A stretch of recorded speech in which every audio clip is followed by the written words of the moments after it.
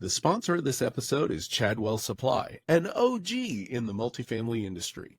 Chadwell is the largest privately owned maintenance and repair supplier, and they deliver orders the next day from local warehouses across the United States.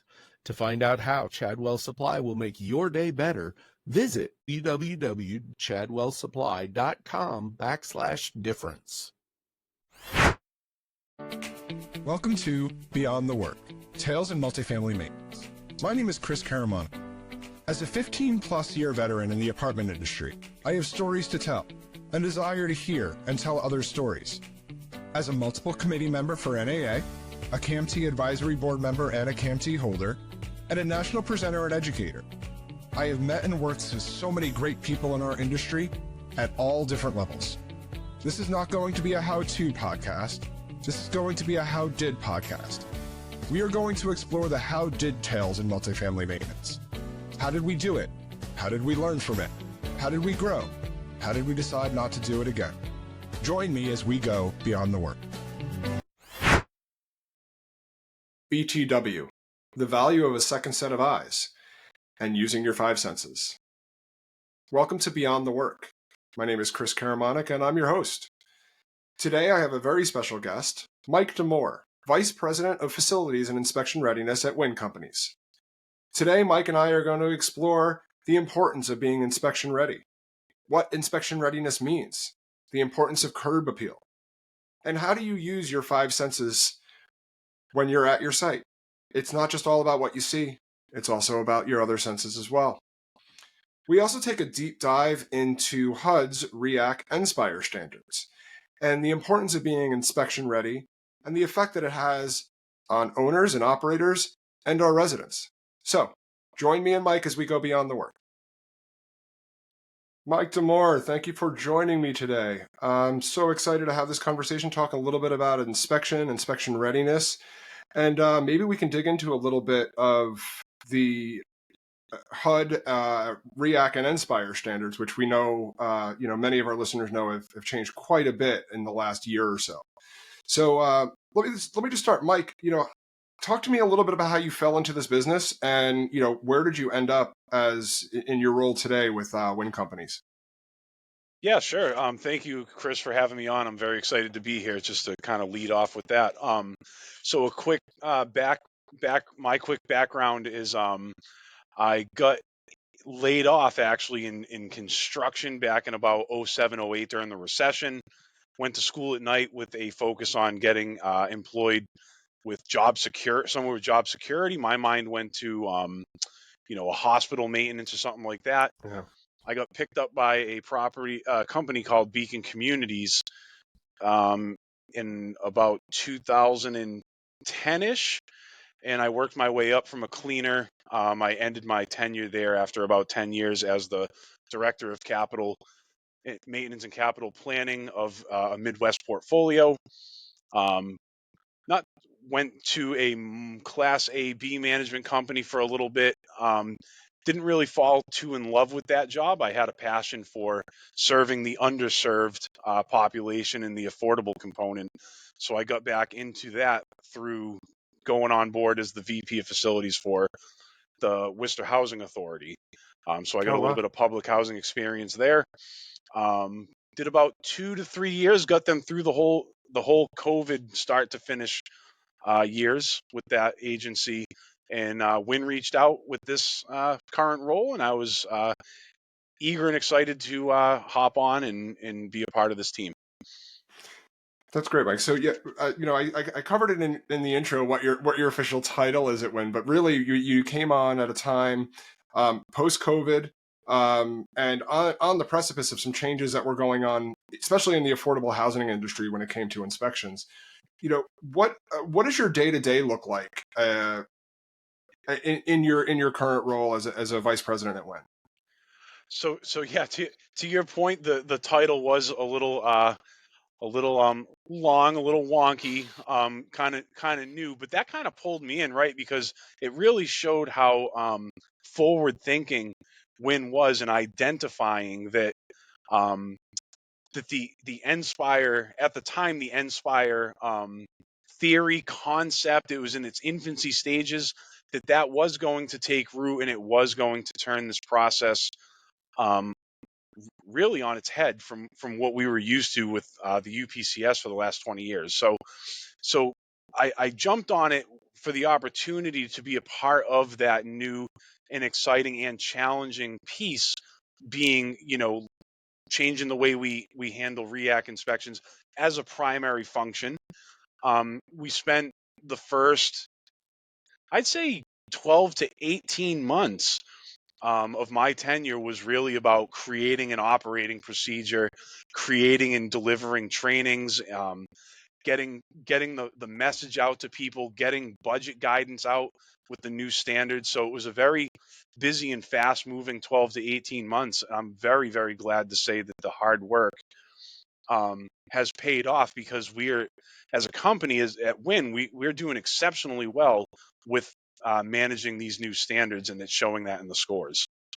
Yeah, so I want to dig into NSPIRE. For not everybody is in the affordable sector, Mike. So we're gonna come back to NSPIRE and talk a little bit about it more. But as a teaser, the NSPIRE is the new standards from HUD through their REAC Center, which is a real estate assessment center, and NSPIRE stands for the National Standards for the Physical Inspection of Real Estate.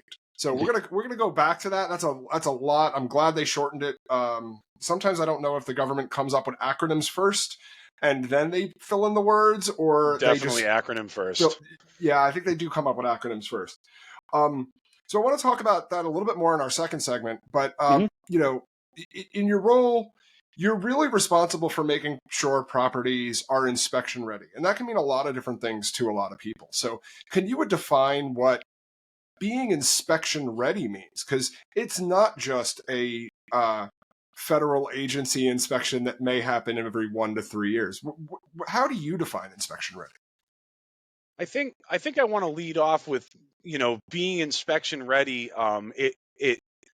It really starts with the site, right? And you've got to have engagement there, and you've got to have buy-in. And just like how we as a company at Win focused, I believe 2022, the mantra was back to the basics, right? We need to, COVID's over. We're going back in units. All work is unrestricted at this point. We need to get back to the basics. I really think it starts with doing the everyday things right and as good as possible, and everything, when you say inspection readiness, you know what does that mean? How do you Yeah. limit the scope of involvement in that phrase? Because really, being inspection ready, um, everything touches that, right? Like, any inspection is not a grade. Your inspection scores are usually your GPA, because everything from work order management, from curb appeal, from your, being clicking as a team. If you've got a revolving door and you can't keep a team in place, things start to fall by the wayside. Having a realistic capital plan. I mean, it's never ending when it comes to being inspection readiness, and we really just need to bring that awareness and bring that training um, to the folks, to the team, to the leaders of the portfolio. So, you do a great job with team engagement, for example, and people like you, people like myself, we're willing to still get into the trenches Yeah. and do this work, and that's good for a couple different reasons. For one, I have a little saying that, great people practice the basics, right? Like, it if we as facilities leaders stop learning and stop adapting to the new way of doing things or the new products, how are we supposed to lead people, right? Like, so Yeah. so we always practice the basics, and we always want to get people to follow, the lead of Yeah. staying ready. So Mike, yeah, you're right. inspection ready is huge, right? It's a huge umbrella that a lot of things can fall under. You can be inspection ready for your prospective tenants because they're inspecting our properties, right? Any prospects that are coming through your doors, they're looking at your curb appeal, they're looking at the upkeep of your buildings, they're looking at the quality of the apartment that they may or may not move into in the future. There's other levels to it too. There's your local jurisdictions. There's making sure that your fire systems are inspection ready, or your building mechanicals. Do you have a story for me or a tale that you can tell about a time that you just went to a site that it was just not inspection ready? And what were some of the things that you saw that shocked you? Going back to basics, like some of this should have been basics.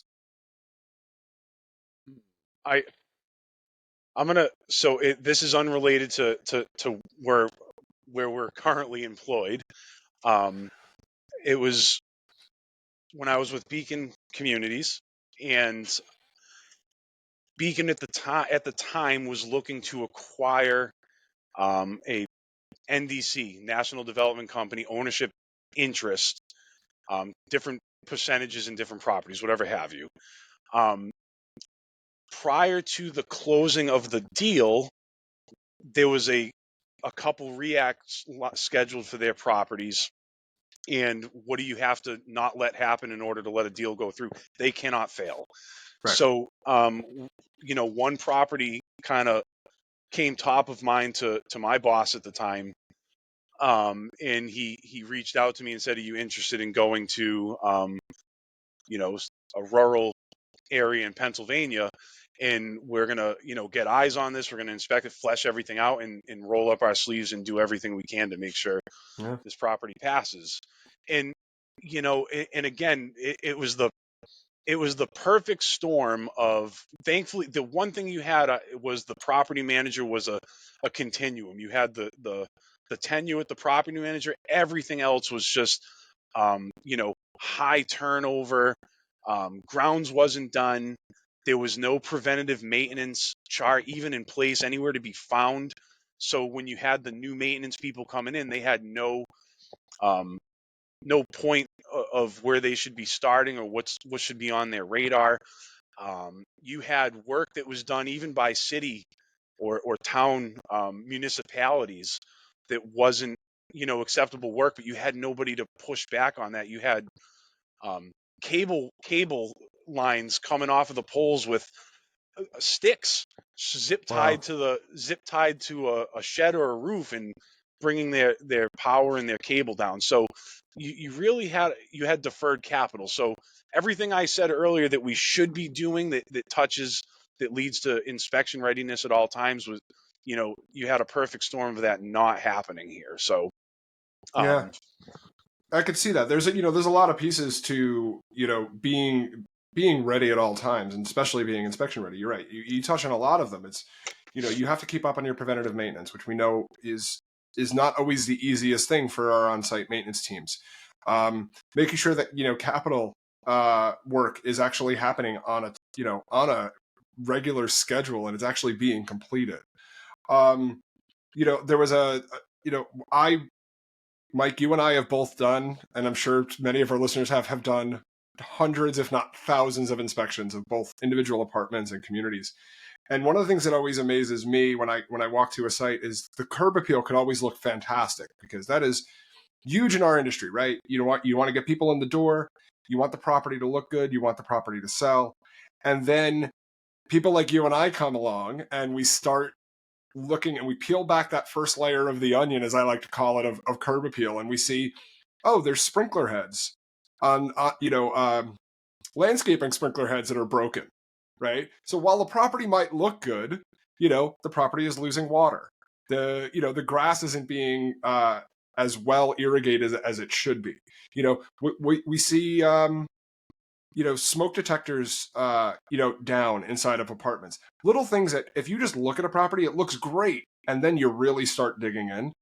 Are there times that you've just walked into an apartment and saw a resident like just really cared for their unit? Like I mean, I'm sure, you've had some good ones. We've talked about some bad, but, can you give me an example of a time that maybe a resident just, you can tell that they took as much care in the property as the people that work there? Because that Yeah, goes no, hand I in hand. think I think so I can't give really one specific example, but I will say that I've seen many. You see the full spectrum of people that can care less and the people that treat it like it's their own, that you would eat off of their floors. And Yeah. contrary, there's ones that don't even want, you hesitate to even cross over the threshold. Yeah. And you've got everything in between. And I think with the most important thing that I've learned in being in thousands and thousands of homes and is neither one scenario or the other on the opposite ends of that spectrum has anything to do with the type of property, the location of the property. It has nothing to do with it being an affordable property versus a Class A property. People are people, and people feel differently and treat things differently than others. And there's no rhyme or reason to it. There's no formula to it. It's we hope that we attract and retain the people that treat their apartment homes very well, and we hope that we can coach the people up to an acceptable level and to remain with us in a sanitary and healthy way for a long time. So there's not, again, I can't give a specific example, but I can tell you I've seen enough to know that um, treating things well and treating things not so well knows no tax credit, no financial, no amount of rent to be paid or what have you that dictates what Yeah. the conditions of their homes is going to be. Yeah, so I want to shift gears a little bit, because I think that a lot of people, when they walk their properties, they're using their eyes, right? And Mhm. we have five senses. I'm going to tell you, I'm not going to taste anything at my properties, You at any of sure? my properties, but I do have a tendency to, unless it's lunch in the community room. But you know, how do you use your other senses when you're inspecting a property? Because it's not always visual. Sometimes, you know, the things that are out there, you need to actually touch, you need to actually smell, you need to actually hear. Hmm. And sometimes not everybody's as attuned with that. Some folks' senses are better than others, but we're a very visual business. So have there been times where you walked in and something didn't smell right, or walked in and something didn't sound right? And how did you work through that and use your other senses? And I hope you didn't taste anything. But how'd you use those other senses to either coach or lead up with your team? Yeah, that's a good question. So yes, we are very visual, and although I think the premise of your question is to let's explore those other senses besides sight, I do want to say that as good as you may be and as trained as your eye may be, when it comes to that visual, there is nothing quite like having somebody from the outside, somebody who's not used to the property or used to doing what you do every day, come along or go through behind you, because you never know what they're going to see that you're not seeing. Especially if you work for only one or two properties and you see it every single day. So, Well, you know what, leaning on Mike? other people. I know we were just talking about other senses, but you brought up a really good point. It is a second set of eyes, right? And I know in my role, and I'm sure in yours, and to anybody that's a regional manager or senior leader or executive leadership, when we show up to sites, it's like, oh, great. There's, but I have always preached that I am here to help. I am here to point out what maybe you've had blinders to. So how do you navigate that? I mean, especially working for, various companies, working for a housing authority. And I know from my experience, that's like the second worst call I can get, is that the housing authority is coming to do an inspection.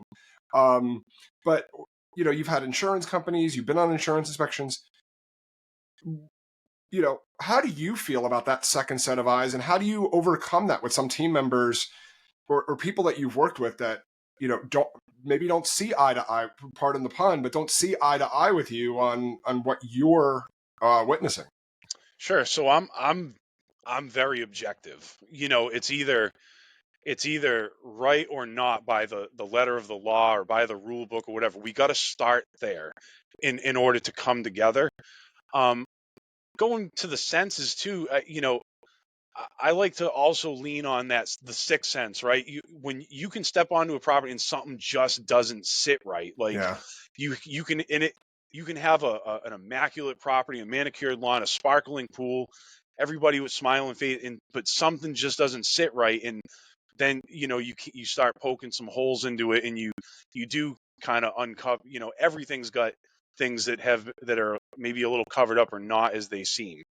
Um, Working with people, I think it's important that even when you don't see eye to eye, you kind of remain stoic, you remain calm, respectful, and again, back to what I initially said, but at the end of the day, very objective, very straightforward, very matter of fact. We don't want to get lost in the weeds when we're trying to um, discuss business, discuss the operations of a property, discuss it's this is where we're at and what can we do to come together and resolve that. And the 90% of the people that I've worked with are usually pretty good with that. Cooler heads always prevail. Um, and you identify and correct and move forward. So and learn from it too. That's the other important thing. You can calm down, identify, Okay. execute, Um, move on, but it's important to I'm having a learn and technical make and glitch right don't let now. those mistakes happen or sustain the repair or the corrections that you've put in place moving forward.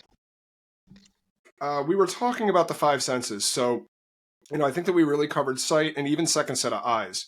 Um, Talk to me a little bit about some of the other senses, and your feelings on it. Sure. So I think we also got in a little bit of conversation about the sixth sense. So going back to those physical senses, where we've got, touch, we've got smell, we've got sound, and to your point, I personally never want to taste anything at the property either. Those are just as important to lean on as your sight, and even more so now because the code books, rule books, physical compliance, whatever you want to call it, they are being modified, rewritten in a way that does make you have to lean on those additional senses. And I'll give you an example. Right. Now with HUD inspections, you can draw a deficiency because they smell sewage, they smell gas. It's not. Hmm. It doesn't have to be Right. physically seen. It doesn't have to be. I heard seepage. So all of those different things are really starting to come into play, not just for us when it comes to troubleshooting like we've always had to do, but when it comes to those uh, people that set physical compliance that we have to follow. Yeah. So Mike, the excellent point, and it makes me think of something else. That I know in your role you do a lot of training, right? I do a lot of training as well. We do a lot of these video webinars. We do live trainings. Working for an organization that has folks in 20, 26, 27, 28 states, we're constantly having to do with remote, and especially post COVID. We're doing a lot of training remote. You can't necessarily train remotely how to teach somebody how to smell something that doesn't work. You could show photos and say, this doesn't look right, and this is what you should be looking for. It's a lot harder when you get into that. But, talk to me a little bit about your training and how you've modified your training style for living in a, remote training world now, which is, you know, become the nature of our business. We do a lot of meetings, we do a lot of team trainings. So talk to me a little bit about how you've modified all of the information you have in your head to be able to do a lot of this remotely. Sure. So I think the most important thing for me is to kind of present it as a charcuterie board. Like, here's your a la carte. We have we have routine, we have special circumstances. We really do our best to paint a picture, to tell a story with our training. So we have, let's go to routine, right? Like, our trainings are set up and offered on a routine basis. And it's not just monthly or bi-monthly. It's literally the same day of the same week of the new month. So it's the third Thursday of every month. So routine, and consistency. We also, don't let your presentations, your slide decks, your trainings go stale, right? Information is changing monthly, daily, weekly, and you have to make sure that you re-review your presentation and modify that accordingly. And it's okay to do that, to have a change from just the last month's session. You don't need to wait until the whole thing doesn't make any sense 2 years down the line to redo the whole thing. Modify as you go, and then make sure you circle back and communicate the changes out to the folks that may have already taken the training with the outdated information. I think it's extremely important to understand that not everybody learns the same. So some people like to learn in a more closed environment, if not one-on-one. And I think it's important to accommodate the requests of ops leaders, director of facilities, whoever else, and say, hey, can you just do this for my group? Because you can make it a little more personal, have some more time built in for Q&A. We have great leaders that gives us the freedom to include, a little bit of travel to get out to the to regional meetings. And even if you've only got 15, 20 minutes, sometimes of their agenda, sometimes that 20 minutes you're going to get more across than you would with an hour of a presentation. So really, it's about consistency. It's about flexing to the needs of my customer, which is whatever ops or director or leader reaches out for help. And it's about staying current in the moment. Make those updates, make those changes, make that communication happen. That's great, Mike. So, want to talk a little bit. We're going to go to break now from our sponsor, but when we come back, I'd like to talk to you a little bit about what we were speaking about earlier, which is the HUD NSPIRE REAC standards, which have been kind of a game changer. I want to talk about the good, the bad, and the ugly. So after a short break from our sponsor, we're going to come right back in and talk a little bit more about that. Sounds great. Look forward to it. Chadwell Supply is the proud sponsor of the Multifamily Media Network. Chadwell Supply is the largest privately owned MRO supply company and is committed to the multifamily industry. They deliver orders the next day from local warehouses across the United States. Chadwell Supply offers valuable resources such as maintenance training, a dedicated renovations team, and procurement platform assistance, ensuring multifamily properties operate more efficiently. Partnering with Chadwell Supply helps communities stand out in an increasingly competitive market. Learn more at chadwellsupply.com/difference. Mike, so before the break, we were talking about the HUD Real Estate Assessment Centers, NSPIRE, National Standards for Physical Inspection of Real Estate, so HUD's REAC standards, that really changed the game, but not just for the affordable housing industry, but any properties that have any kind of affordable housing program or work with their housing authority. So it is not just an affordable housing standard. It really is something that's going to various programs. So talk to me a little bit about that, because even if you're not a fully subsidized affordable site, you still may be exposed to these new standards because they are taking over other inspection protocols that have existed in the past. So can you talk to me a little bit about that? Sure. So, the point in the acronym National Standards, that's how that's how NSPIRE starts out. That is really the high fruit from HUD, that I believe is to standardize the inspection model and replace all of the different various ones that different housing authority agencies, whatever have you, think about Spectrum, think about Home, think about all of that is going to be pulled into using the NSPIRE standards for consistency, for a whole host of reasons. It's currently rolled out as of October 2023 to project-based properties, HUD insured and HUD financed properties. I believe as it stands now, 25 is going to be rolled out to housing choice voucher programs, housing authority inspections.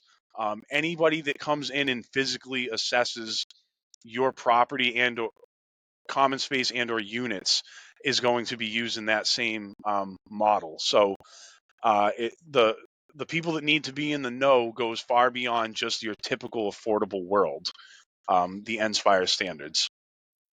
So, I don't want to get too deep into the standards, but, it used to be under the previous protocols. It was something like 1,600 individual standards. That's been basically cut down to a little over 400. I think that was our last tally when we were talking and we were looking at it. So, what were some of the big changes that HUD made for? Let's start with the good. Everybody wants to talk about the bad with the federal government. Let's talk about some of the good things that you feel that came from these standards and this change that really affected our entire industry on October 1st, 2023.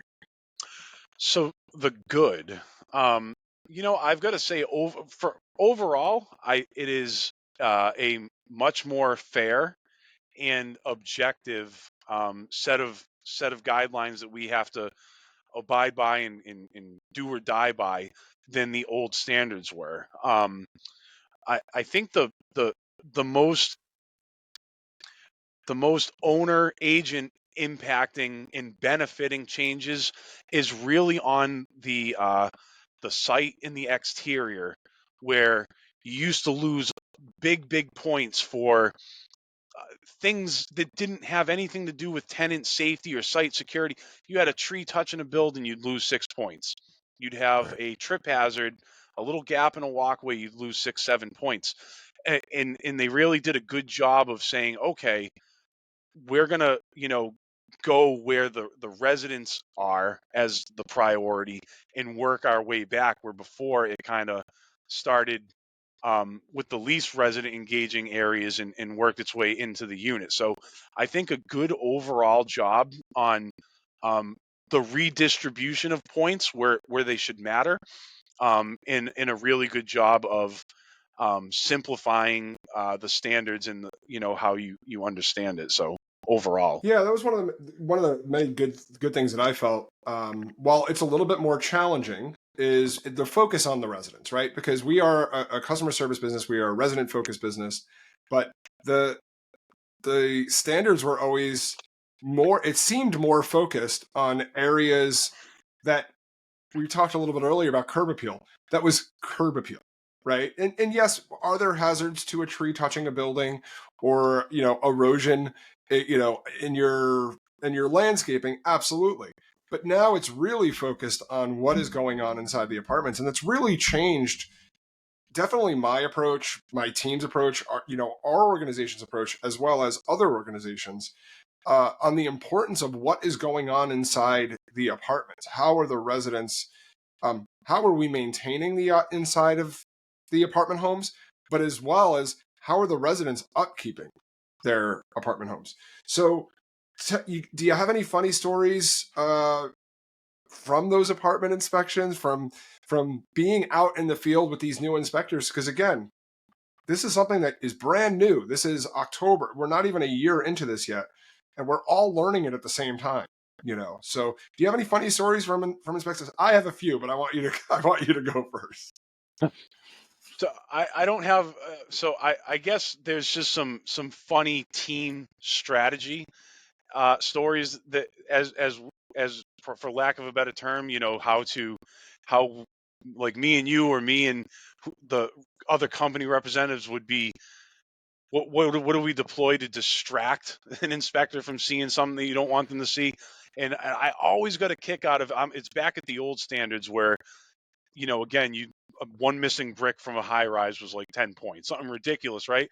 And we sure as heck had it on this one building, and we're walking, and he's got his eyes up and kind of doing the shuffle around the building, and we're right over the jog would have been that that section of missing brick, and one of the guys, with the company I was with, yelled out, "Oh, look out! There's dog mess right there!" And he stumbled and fumbled, and there really was a pile there too. He said, "Look, there's a lot Oh over my here," and God. he stumbled and fumbled, and that was enough. He just kind of packed it in and got out of that area as fast as possible. So the lack of curb appeal at that property actually was beneficial to us in that moment. So So one of the first stories I heard, and this is not a win story. I have a lot of friends in the industry, so I'm not blowing up anybody's spot. But under the old standards, people used to make rooms disappear. Literally, there was a story that I heard about a maintenance supervisor who literally boarded up a building and made it disappear. yeah. And that building had a pool in it because they knew under those standards, if he walked in there, they were going to have a bad inspection, that it was not going to end well. I wish sometimes that we can make apartments disappear, but under the new standards and the new inspection protocols, you can't make an apartment disappear, right? It is what it is. I've seen some great, some hardworking individuals on our maintenance teams that have really thrown themselves into these new things because it was such a shift, not just for the industry, but for maintenance supervisors that may have been going through this for 20. I've had maintenance supervisors that have been doing REAC inspections for 20 years. They've had 8, 9 inspections. They've helped out on dozens more. And it has been a real shift for them, but they have been very open to understanding the standards. Are you seeing something similar in the people that you're dealing with? Because you work with a lot of, much like I do, you work with a lot of people who've been through this dozens and dozens of times, and then we throw out the playbook and say, here's the new playbook, and we need you to learn it in most cases, 28 days. So I think it's important to kind of discuss overall averages just to kind of set this part of the conversation up. So collectively, the newest data that HUD released actually shows, and this isn't just a win thing, obviously, actually shows the average of all properties being inspected. The score has actually risen. Yeah. However, when you kind of start to dig into that data a little bit, you'll realize that properties that did well, 80s and up, they're the ones that rose, and they were always the lion's share, right? Most Right. properties want to do good and do what's right. The properties that didn't do so well, that were low 70s, high 60s, kind of scrape by, they're the ones that are getting pulled down into the mud and kind of triggering the fails. It just so happens it averages out where it's swinging higher. Our own data is showing that too. Our own internal data, we're up about, on a trailing average, we're up about 3-4 points from an 85 to an 88 and a half for That's all some the great NSPIREs scores. that we've had. I'll also say that, when you kind of, even though I train NSPIRE, I still love partaking in other people's trainings. You never know what you're going to pick up, even if Right. it's one nugget of information that you can use. So I'll join the U.S. housing ones. I'll join the free ones offered up by HUD and stuff like that. And it's you see a mixed bag of people that have adapted really well to the people that are asking questions, and you kind of, for someone like me or you, we're gonna roll our like, oh, we're really talking about that still, but it's really, you know, those people have been so entrenched. Think about 1999 is when the first REAC happened, I believe. I Yep. was a sophomore in high school at the time. So you've had people that went through their whole careers knowing that we typically are going to start from prepping from the outside into the And unit, and they've been turned upside down. Um, that's probably been through, you know, 10, 15 reacts if they've been with a single property. yeah. It's just topsy turvy. So you do see a mixed bag, but collectively, as a multifamily community, scores are rising. People are doing better. Messages are getting out there. Um, and and again, and I can't put all of the credit on the multifamily industry. I believe that HUD more fairly balancing out and adjusting their points for their deficiencies is also helping out in that respect. Yeah, it's one of the easiest things. One of the many good things that I do like about the new standards is the scoring. Is that you really did need anybody that wants to go and look it up. The old formula, you needed an advanced degree in calculus. Yeah, you could figure out figuring out a credit score or your driving step or something like that is easier than trying to figure out that scoring methodology. Now it's very now it's very straightforward. You can look at an item at your individual property and you know exactly, what level of deficiency it is, what that, what a point value attached it is. And I think it's really important. It's like for people not in our industry or not in the affordable housing industry, it's like taking 100-question test and nobody tells you that question 1 is worth 50 points and question 22 is worth a half a point. Nobody and then you're like, but I only got 2 questions wrong. But yeah, you got the 2 highest point value questions. Right. Now it is very, everything has a very specific point value assigned to it. You know how you can grade yourself as you go, which I have a tendency, Mike, as you know, I have a tendency to do. And that's how we grade our properties when we do our inspections. So that's some of the good. What do you feel? What's some of the bad? And let's keep in mind, that's okay to share some of the bad, what some of the struggles that you've had or, that I've had with these standards. But we're also going to talk about maybe one of the 2 ugly things. So let's just keep that in mind too. So when I think about the bad, my mind is kind of going right to what has been financially impacting properties, because at the end of the day, properties only got a year to accommodate new standards. So let's kind of look at some of the affirmatives and some of those budget impacting deficiencies that have been rolled out. So when you're talking, we've got the sprinkler heads, right? So they got rid of all but got rid of the paint on a sprinkler head being a deficiency. 75% is pretty hard to reach. You almost got to take a sprayer and to hit that threshold. So again, benefiting to us.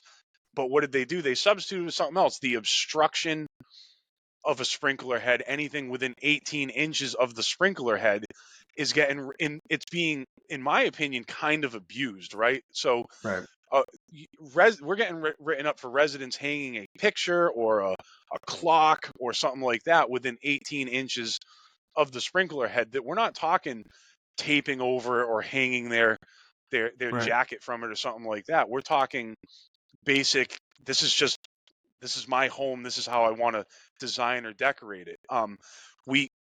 Thankfully we have a great catch in the appeal of the closets, which is where we tend to have most of those, but it's not outside of the reality of having a sprinkler head above the cabinets in a resident putting some Tupperware storage on top, drawing a deficiencies.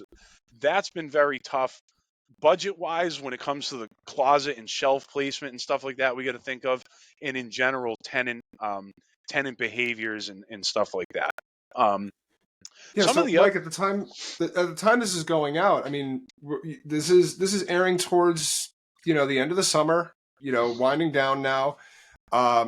The standards were released typically when most people are either starting their budgets or finishing their budgets in October, so it's not like a lot of time.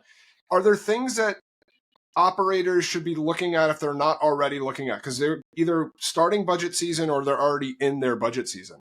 Are there things that you would recommend that they should be looking at because of the future of the standards, if they haven't looked at it already?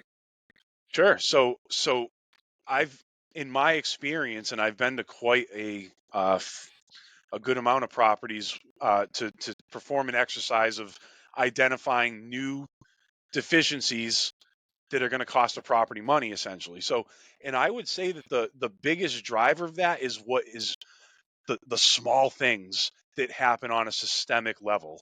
So, kind of talking about the GFIs within 6 feet of an outlet within 6 feet of water has to be protected.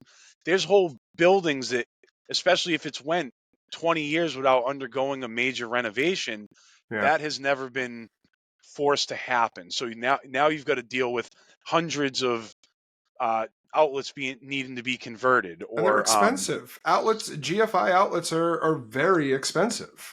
yeah, you got you know, the if you had one bad electrician go through and improperly wire the outlets, and or we've got some buildings that we've put eyes on that there is no ground wires, but they still installed the three prong Prong outlets. outlet. That's problematic. So in on a systemic level, that really builds up on a smaller scale, on a small. You don't need it to be widespread to cost a lot of money. When you get into the guardrails and rails, so if you have um, you know uh, walkways over retaining walls, you know, you've got to have guardrails there if it's over a 36-inch drop. Railings, as we know, I mean, geez, 5 years ago, I would look at linear footage for railings and say $100 a linear foot. What are we at? Two It's fifty not that. easy now. Yeah. So, and you know, that can really, you know, add up, stack up. So Yeah, and those do. You're referencing some of the affirmative repairs, which are non-scoring for this year, and they will be scoring as of October 1st, 2024. So it's really good that if to make sure that you're budgeting for those things, and that's one of the things, the ugly things. You know, transition the ugly is that I used to work in 100-year-old buildings in New York City. You know, and everything within the building was grandfathered. Right? We had two-prong outlets. Nobody ever made us change the outlets. There was, sprinkler coverage is, when those buildings were sprinkled in the late 60s, early 70s, it was very different than what current code is. One of the things that I found that's ugly is, unfortunately, they're trying to bring everybody to current code. Would you agree with that? That there's a kind of a forced update that's being required of owners and operators to code that may only be, that's probably going to be outdated in 3 years or 4 years, because we know codes change and they're constantly getting revised. They want us to come to standard for existing codes for properties that are 30, 40, 50 years old. yeah, and you know, that's very true. That it's kind of forced modernization through compliance, right? Yeah. It's a tactic. It's a tactic we have to deal with. To a point, I agree with it. To a point, when it comes to Right. electrical and stuff like that, and also, to be fair to HUD, to keep it objective, to keep it straightforward, they're following the national standards of Right. the electric, the fire code, the whatever else. The Talking about the ugly of the thing, though, I think another thing that jumps out at me that I would think is still kind of ugly is some inspectors that I don't know what the training rollout looked like for them, but a lot of these high point deficiencies are being incorrectly cited, and Yeah. that's putting a burden on properties. Thankfully,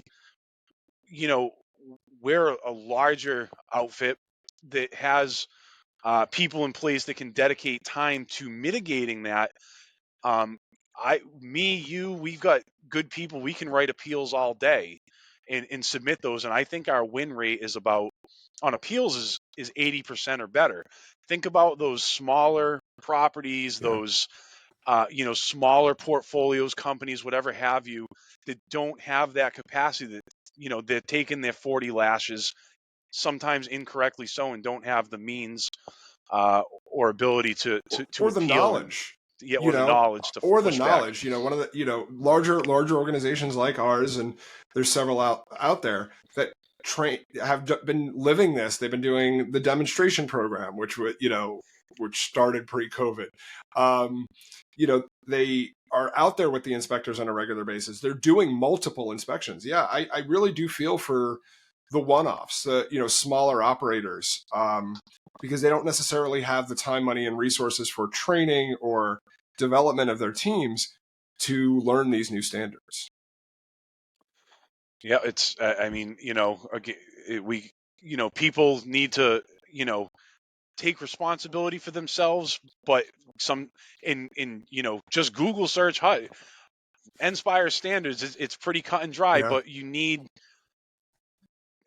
subject matter experts in a lot of cases to help understand the new stuff, help understand identifying budget implicating items, help push back on scrupulous deficiencies and get those appeals in, and also navigate the very extensive closeout portion of NSPIRE now as well. So Excellent. So thanks, Mike. So had a really good conversation today about inspection readiness and NSPIRE and the NSPIRE standards. What is something that you want to share with our viewing and listening audience? What's a key takeaway to either be where you've gotten to in your success personally, or how a site or an organization can be successful and be ready for any type of inspection, whether it's a federal inspection, a state inspection, a lender inspection, which is something that happens, an insurance inspection. What are some of those? You have any thoughts on some key takeaways for the audience today? sure. So I'll kind of answer both of those questions to kind of wrap up. So I'll start with personally on my professional career. First of all, anybody in this industry, give yourself a round of applause, because I'll tell you what, it is extremely tough, challenging, work diverse, whatever. All of the studies that they do, I always read these, say, oh, top 10 most stressful jobs. We're never on it, and I never understand why. So, housing is never on it. It makes no sense to me either, Mike. Give yourself a round of applause. But career trajectory. For the first thing you got to really know is, what do you want out of this industry? I knew what I wanted. I was very happy in the affordable world. I was very happy in the facilities world. I knew the direction I wanted to go in. I never, there's opportunities that are presented to you all the time, and you may think those opportunities are small or not. Nobody's paying attention to it, and but people are, and you're going to get these opportunities, and seizing those opportunities, people are going to think of you when upward mobility starts to open up. So I never said no to a challenge. I never said no to a special project, or to thankfully I have a great wife that is very understanding that that travel was just part of the job, especially if I wanted to advance my career. This is most property management companies are a widespread, ever growing, looking to grow, looking to expand in new markets, and that comes with a little bit of travel here and there. So I'm very appreciative to that. The second part of the question is, what can companies do to foster foster inspection readiness, and in foster inspection readiness? At the end of the day, that is just a desired result of how your property overall is operating. And we just need to understand that there is no that inspection readiness. There's no, you can't say that it's going to take this many sub deliverables to achieve that goal, because it really, everything kind of plays into that. Anything, it's an ebb and flow. When things are going right and you're going like this, and it takes something little like the maintenance tech quit, boom, you're going to dip a little bit, and you got to recover from it. It is a push and pull, never ending process that everything ties into that in some capacity. Nobody's ever going to stay perfect or high performing at all times, but it's about how we come together, adapt to a challenge, overcome that challenge, and get back on course with things. That's great, Mike. Thank you so much for joining me today, Mike. I really appreciate your insight, your experience. It's a pleasure working with you at WIN on a regular basis. I'm so thankful you were able to join me today and share your experiences with the audience. So with that, I'd like to thank everybody for joining us today for Beyond the Work Tales in Multifamily Maintenance.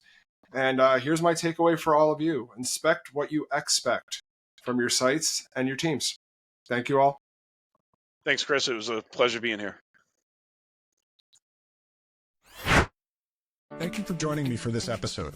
No matter how long you've been in our industry, or what position you have at your company or your community, everyone has a maintenance story to tell. Go to www.multifamilymedianetwork.com and leave me a voice message, or share your information and we can tell your tale together on a future episode. Please check out our sponsors and like, subscribe, and follow to this podcast or video, and join the Multifamily Media News Network newsletter for upcoming shows and blogs from me and the other great hosts on our network. Our stories all connect us. See you for the next chapter. Thank you again to Chadwell Supply for sponsoring this episode.